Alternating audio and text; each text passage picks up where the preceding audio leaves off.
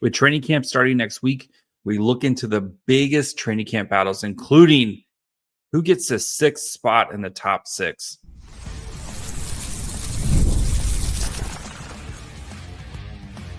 You're Locked On Sharks, your daily podcast on the San Jose Sharks, part of the Locked On Podcast Network, your team every day. Hello, welcome to Locked On Sharks, the premier hockey podcast covering your favorite team in the Bay Area. My name is JD Young, caretaker at The Reef, my blog about the San Jose Sharks with a focus on Sharks prospects, as well as the Locked On NHL co-host. I want to thank you for making Locked On Sharks your first listen, proudly part of the Locked On Network, where we cover your team every day. If you want to be an everydayer, all you have to do, just follow along wherever you get podcasts. And of course, you can watch on YouTube as well. And today we're going to start kind of digging into some of the biggest training camp battles. We're going to be starting with the top six, which by looking at players who I think are locks to have top six spots, who is competing for these jobs, and then who I ultimately think wins it, and how long are they going to hold on for it. So let's start by kind of just getting into like the Sharks roster and who we expect to be top six players, right? And we have some easy locks, right? Macklin, Celebrini. Pretty safe to say Macklin Celebrini is going to be the first line center for the Sharks this upcoming season. Of course, Celebrini last year with 25 goals, led the team in points as a 18-year-old rookie, showed every bit of why he was worthy of the first overall pick. And you know, it feels, as we've talked about before throughout this offseason, feels like Celebrini could be knocking the door as a potential superstar heading into year two. And if he has the season that we hope and expect, he could, be entering superstardom in the NHL. So pretty safe to say Macklin Celebrini is going to be a lock as a top six player. And if he's not, he's horribly gone wrong, right, for him. So, and a guy who played basically 20 minutes a season last year, like I don't see anything changing for Macklin Celebrini. Looking at some of the other like wingers for Celebrini, Tyler Toffoli, I think, is probably going to be his right winger. Of course, Toffoli, as we've joked about a bunch of times, as a walking 30 goal scorer, and I don't see any difference for Tyler Toffoli this year. Like Tyler Toffoli is going to have the same role, probably playing on Celebrini's right wing, where he's going to be able to continue to help Celebrini kind of as he navigates his young career, but two, kind of get to those dirty areas and let a guy like Celebrini and whoever else they play with, let those guys kind of generate offense. And then Toffoli kind of is a player who's really kind of taking advantage of some of those opportunities, and he's very good at it, right? Like you see where Tyler Toffoli scores his goals, usually in the dirty areas, and that is I don't think any difference from there. So third player, and I think his position it's going to be like he is a lock as a top six, but William Eklund, I think he's going to be kind of an interesting piece that might move around between the top and the second line, depending on kind of who else is available and where they kind of fit in. But William Eklund has established himself as a top six player. And after last season where he was second on the team in points with his 58 points, signs a new contract extension this offseason. Eklund could be in a position now where, he's a, potentially 70-point type player for the Sharks. And, playing these top 6 minutes, Eklund's going to get power play time as well. His ability to create offense and generate offense and also play well responsibly defensively. And I think that might be the reason why he plays second line minutes, as we'll talk about here in a minute. But, if the Sharks want to add a little bit more, kind of balance out their lines a little bit more, Eklund could be a guy who maybe doesn't get top line minutes because they want to help protect some of the players on the second line. And that goes straight to Will Smith, right? And Will Smith he's a lock to play, I think, top 6 minutes, but is he a lock to play at his position, I think, is the big question, right? So Smith, of course, with the Sharks this year, like his big question is, can he play center, right? And we know Mike Grier has said, like, we want him to play center. Like, that's kind of the position he's going to try to hold this season, is to play center. Assumption is he'll be the second line center. Like, I think a guy we'll talk about here in a little bit, Alex Wenberg.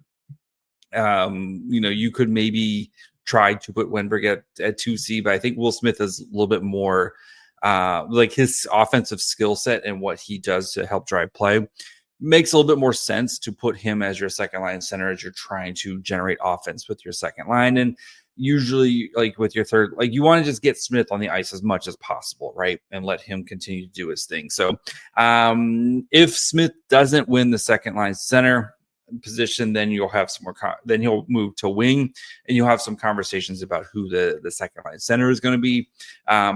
But Will Smith, like, locked to play top 6 minutes because he's really good. Like, we saw the second half of last year, right? He's really, really good. And then I think the final lock, so that gives us 4 right there between Celebrini, Toffoli, Will Smith, William Eklund. That's 4 right there. I think the final lock to play top 6 minutes is Jeff Skinner, who the Sharks signed this offseason for a 1-year deal at $3 million. And, Mike Grier literally said it this offseason, the plan is to give Jeff Skinner top 6 minutes. And Skinner has been a very productive player in the past on pretty bad teams, with the Buffalo Sabres. But he has been a productive player playing those top 6 minutes. So if Jeff Skinner can return to form and continue to play, up to what he was playing in Buffalo, and even last year, right, where he had, I think he had 17 goals playing about 13 minutes a night for the Edmonton Oilers. If you see Skinner up in the 16, 17 minutes that you would expect as a top line winger, he's also going to get, more power play time, more ice time. I don't see why Jeff Skinner can't be, potential 25 goal scorer for the Sharks, a guy who has been a kind of perennial 25 goal scorer before the last couple of seasons. And again, right, playing third line minutes or with the Oilers, I think the Sharks are going to utilize him and rely on him to be a much, he's going to have to produce more and they're going to give him that opportunity. So, like, where the Sharks are at, I think those guys are settled. Like, those 5 are settled as your top 6, right? The big question will be, again, if Will Smith doesn't win the 2C job and they feel like he's not ready, Alex Wenberg, I think, is your guy who's your 2C. And then that would kind of complete your top 6, right? With some order of like Macklin, Celebrini, Toffoli, I would assume, because then you're kind of dealing with left, right type of thing, but still something like that. And then you would have Smith and Skinner probably playing with Alex Wenberg there. So a little bit, because Will Smith is a right-handed shot, Jeff Skinner is a left-handed shot, so they could make that work in that situation there. So, and then Toffoli's a right-handed shot who usually plays on the right, Eklund plays on the left there. So you could that would probably be your top 6 if Will Smith doesn't win the 2C job. So and then you'll have big questions about your third line center, etc. But assuming Will Smith wins the second line center, they're going to kind of give him some runway to grow into that position. Who are the guys kind of competing for that 5th spot? That 6th spot to play in the top 6. So we're going to get to that here in just 1 second.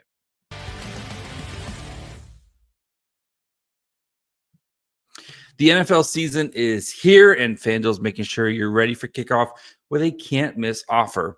Right now, new customers can bet just $5. And if your bet wins, you'll get $300 in bonus bets to use across the app. FanDuel is great because if you like to bet a player, maybe you have Tua Tagovailoa on interceptions. You're probably feeling pretty good about that right now. Or if you just want to make the game more exciting while you're watching your team, or just keeping an eye on your fantasy lineup, it's quick, easy, and the best way to add a little bit more energy to Sundays. So if you're ready to play, download the FanDuel app by visiting FanDuel.com to get started. That's FanDuel.com to place your first $5 bet. All right. We have an important request. Lockdown wants to hear from you. We put together a survey to learn more about our listeners and make your favorite podcast even better. This is your chance to tell us what you like, what you don't, and answer questions about our advertising. Go to lockdownpodcast.com/survey to get started. Everyone who completes the survey will be entered to win one of 10 $100 Amazon gift cards. Again, that's lockdownpodcast.com/survey. You can also find the link in the show notes. Thanks for helping us out. All right, so who are the big contenders, right?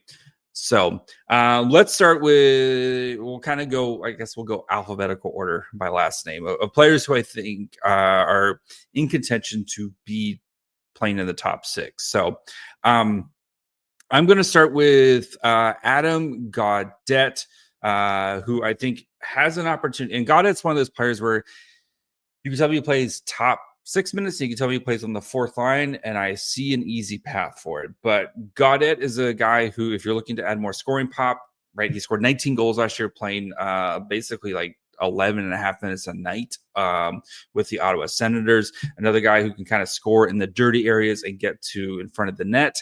And Gaudette is a right winger, and also just have a little bit of center flexibility. So if you want to kind of protect Will Smith there a little bit, and he is kind of known a little bit for his defensive prowess. So if you're looking at potential Skinner on the left, Will Smith in the middle, Gaudette as your right winger, you could definitely see something like that. And then again, if Smith needs a little bit of help with faceoffs or whatever, like Gaudette, I think is a guy who can draw in and be okay-ish in the face-off dot there. So and kind of help protect Will Smith there. So I think he's your first candidate there with him. And again, we'll kind of go through who I think wins the job here in a little bit, but I think Gaudette's kind of the first guy you look at least going, again, alphabetical order here.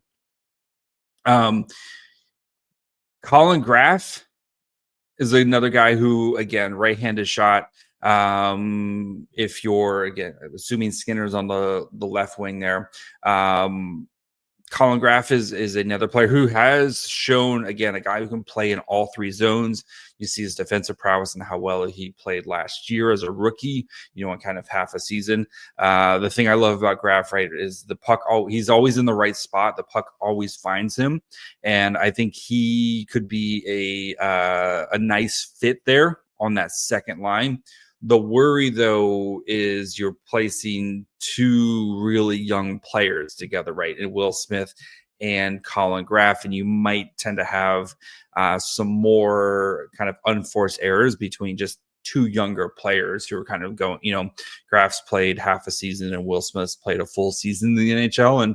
And granted, you're expecting them to grow and stuff, but I do think that is kind of the case against him. Is he might be, you just may not want to put 2 young players together there. So I think Philipp Kurashev is another guy to potentially look at as well.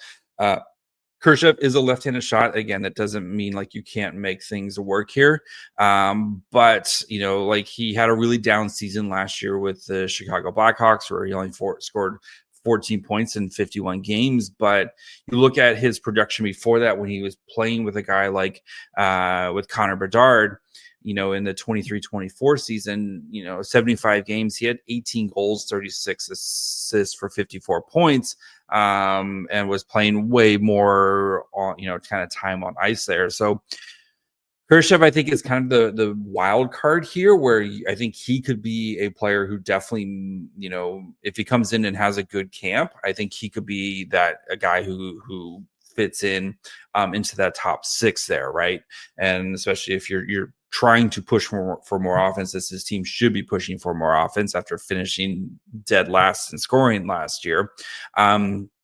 I think Kurashev is a guy who, and he's 25. He's got plenty of, of NHL experience under his belt by now. So, he's played 300 NHL games at this point. I don't think you have to worry about him with some of the rookie type of mistakes or young player types of mistakes there. So, the next guy who hasn't officially signed yet, but I think Michael Misa is kind of your next guy there. And as much as fun as I think it's going to potentially be, I don't know if, again, we talked about Collin Graf, right? A guy who's played half a season. Are you going to put an 18-year-old Michael Misa on the same line as Will Smith to start the season? Maybe. It'd be really fun. But I think if we're assuming Michael Misa is going to be on the Will Smith plan of success, starting Misa on the third line, which is kind of what I expect. If you start Misa on the third line with a more kind of veteran center and a guy like Alex Wenberg, and let him kind of grow into his role, that could be an option for the Sharks going forward. And then once Misa kind of gets his feet wet and gets his feet underneath him and feels like he's ready to, kind of shows that he's ready to take on a bigger role, then you slide him up to the second line with Smith and maybe a little bit more defensively responsible guy like an Eklund on that line. But I do think Misa is going to be just fine defensively after he kind of, again, gets his feet underneath him. So you can also look at some of the young guys who I think are we're going to talk more about about tomorrow, kind of some of the younger guys pushing for a roster spot. A guy like Cam Lund, who did play kind of third line minutes last year, but if you want to add a little bit more scoring pop, Lund's got that shot of his, which is extremely good, also right-handed. So if you want to play him on the right wing there, you do have Igor Chernyshov, who, I think will be pushing for a job as well, but I think needs some time kind of to spend down in the AHL. You also have Igor Afasaniev, who the left winger, who, of course, the Sharks acquired from the Ozzy Weisbot trade, played over in the KHL, came back this year and is going to be kind of pushing for a job as well. I think if he makes the team, he feels like he's making the team probably as a top 6 winger there. And he might be one of those guys who's maybe he's keeping the seat warm for Michael Misa type of player. So, and then Oscar Olofsson, I think, is another guy just to kind of throw in the mix there for guys, as well as Quentin Musty. I think Musty, Chernyshov and Lund, I think are guys who probably need to marinate in the AHL a little bit. Not that I don't think they're gonna play NHL games this year, but just being realistic and trying, with the Sharks where they don't really want to rush some of these guys. I think all those guys could use some time in the AHL to kind of continue to get better and acclimate themselves to professional hockey. So, but yeah, so I think out of the group, right, you have the realistic candidates for the Sharks. I think it's going to be one of either Gaudette, Kurashev, and then Michael Misa. Maybe, and then again, assuming Will Smith is your second line center. So I think those are and Collin Graf. Sorry, excuse me, I forgot Graf. So I think those are your 4 guys kind of really fighting for the job. So who do we think wins, or who do I think, how do I kind of handicap it right now going into training camp? So we'll discuss that here in just 1 second.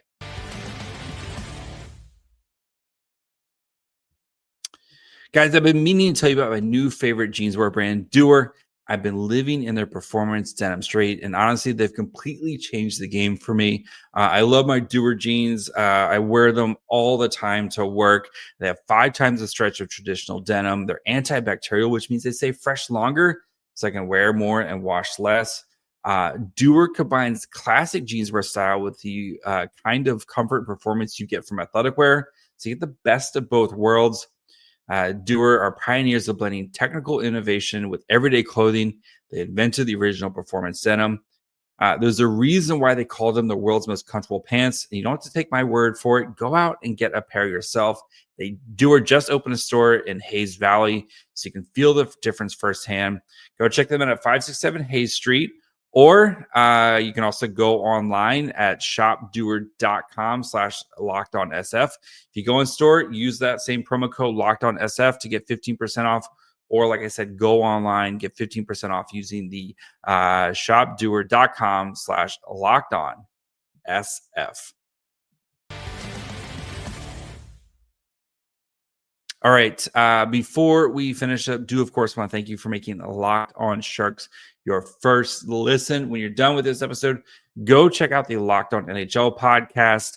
There's no off season. We're bringing you daily league-wide stories that matter the most with local coverage you love from Locked On. Find Locked On NHL on YouTube, wherever you listen to podcasts. So who wins this fifth spot or the sixth spot? Sorry, I'm trying to count. I think to start, I do think Kurashev might be the guy who wins the job first, right? Because you've seen Kurashev be very productive in those top 6 minutes before playing with a guy like Connor Bedard. If you do that, I wouldn't be surprised if Kurashev plays on the first line. If you went like Kurashev, Celebrini, Toffoli, and then you went like Macklin, Will Smith, Jeff Skinner on your second line there. That's kind of how I would do it. One, I think Kurashev is 100% a trade candidate because I don't know what his long-term, he's only signed a 1-year deal at a very easy, easy to contract at $1.2 million. He's also an RFA, so he might be an attractive option for a team who is cap strapped, looking to add a player who can play probably more like middle 6 minutes for them, but it will also be cost friendly for the upcoming season. So Kurashev could be 100% a pump and dump type of player, just like Jeff Skinner, right? Where you kind of come in, let him play, let him, maybe score a bunch or, get some production early on, and then kind of boost his value as the season goes on, and then kind of move him out, at some point. I think whoever wins it, is 100% just keeping the seat warm for Michael Misa, right? And Misa is a guy who I definitely feel like is by Thanksgiving, Christmas at the latest, is a guy who's probably you're gonna take the training wheels off and feel confident that he's going to be more of an impactful player, right? We know with Will Smith, right? It was about half the season, that January 20th game that we all circle, right? Of like the day for Will Smith where everything kind of clicked for him. But I think Misa, I've mentioned a bajillion times on the show, but I do think Misa is just a cleaner prospect than even Will Smith after a year at college. So, and I just don't think you're gonna be able to keep Misa down for very long.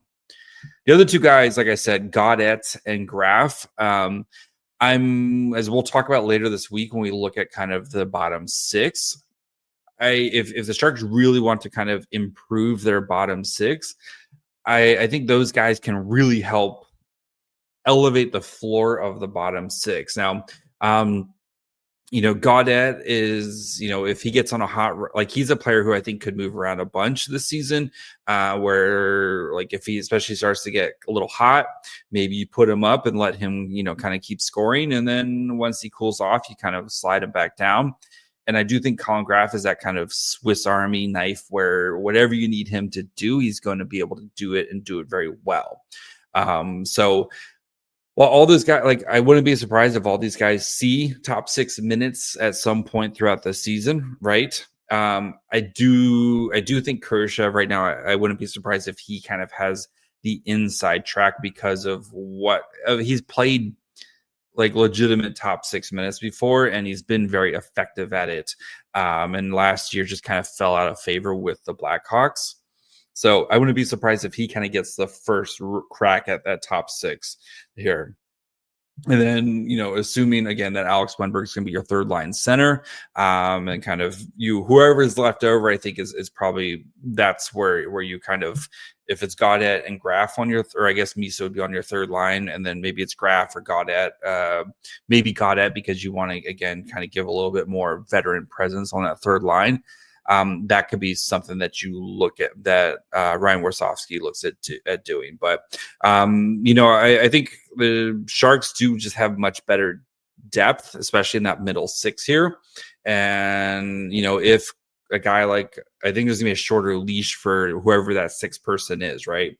If Kurashev wins the job right away, but is not doing well with it, like, don't be surprised if the Sharks mix it up quickly and to try to find that right chemistry. And again, if he's playing with Will Smith or if he's playing with Celebrini, trying to find that right chemistry and find those lines that work. I wouldn't be surprised if there's a fair amount of juggling going on early in the season, especially if it's not clicking right away. So again, we'll know, kind of see next week when the lines start to get put together a little bit. But right now, I think it's Kurashev as my guess. We'll see. But I think Kurashev probably gets the first crack because, like I said, I think he's done it before. And like I said, I wouldn't be surprised if the Sharks want to kind of pump and dump with Kurashev here at some point. So that's going to be it for me today. Real quick, though, before we finish up, shout out to Aaron Dell, retirement. So world's most okayest goalie. And then hopefully Ryane Clowe, who stepped down as the assistant general manager on Sunday. Hopefully we know he's dealt with a lot of health issues, after hockey. Hopefully he's feeling well and, he wants to spend more time with his family and stuff. So I'm hoping that's it. I'm hoping it's just, a medical thing. And like, he feels like he, isn't able to do the job to his fullest ability because of medical issues. So that's what we're hoping with it, and praying and thinking that he's okay, and because Ryane Clowe is such a great guy. So but I don't think it's going to change much of the day-to-day operations for the Sharks if Clowe's not there. I'm sure there's plenty of people in the building who can help out and kind of with it. So, but anyway, that's going to be it for me today. We'll be back tomorrow. We're going to look at, kind of dive into some of these young guys who are pushing to make the team, who I think is the most likely, who's probably got some work to do, all that fun stuff. So make sure you guys are following along wherever you get podcasts. And of course, you can watch on YouTube as well. Follow the show on Twitter, Facebook, Instagram, and TikTok at Locked On Sharks. Follow me on Twitter and Blue Sky at My Fry Hole. Till tomorrow. Bye, friends.